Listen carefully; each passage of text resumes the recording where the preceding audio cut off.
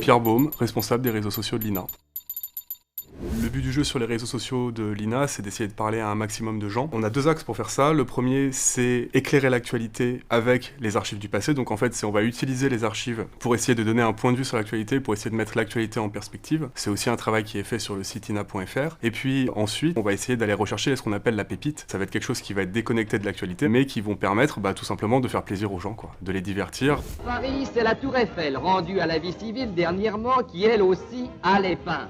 Le travail de réseaux sociaux, c'est un travail de psychologie sociale. Comment est-ce qu'on va faire pour toucher les gens? Comment est-ce qu'on va pouvoir leur créer une émotion? Que cette émotion entraîne une interaction, c'est-à-dire un commentaire, un partage ou un like. Et à partir du moment où il y aura un engagement avec le contenu, il va y avoir une viralité. Sur les réseaux sociaux, on dit content is king, le contenu est roi. Et le contenu, c'est les documentalistes souvent qui le trouvent. Donc nous, on peut faire des très bons posts Facebook et des très bons trucs et avoir des bonnes stratégies. À la fin, le succès qu'on a, c'est grâce à la qualité du fond de l'INA et c'est grâce à la qualité du travail de recherche des documentalistes. L'INA, sur les réseaux sociaux, remplit son rôle de média patrimonial, puisque on travaille à essayer de montrer la variété de la richesse de la culture française. Ça passe par le patrimoine musical, par le patrimoine cinématographique, par le patrimoine littéraire, et puis aussi par le patrimoine sociétal, social. Une société, un État, une nation. Alors bon, c'est trois trucs différents, mais parlons de la nation. Une nation, c'est aussi des gens qui ont un vécu commun, qui ont une histoire commune, qui ont des références sociales, des habitus sociaux communs. Et donc, quand nous, on va s'intéresser à comment les violences conjugales étaient montrées à la télévision dans les années 70, comment est-ce que, je sais pas, on a fait tellement de choses récemment sur la bisexualité, ou dans les années 80, on a été tendre des micros à des gens qui étaient bisexuels, ou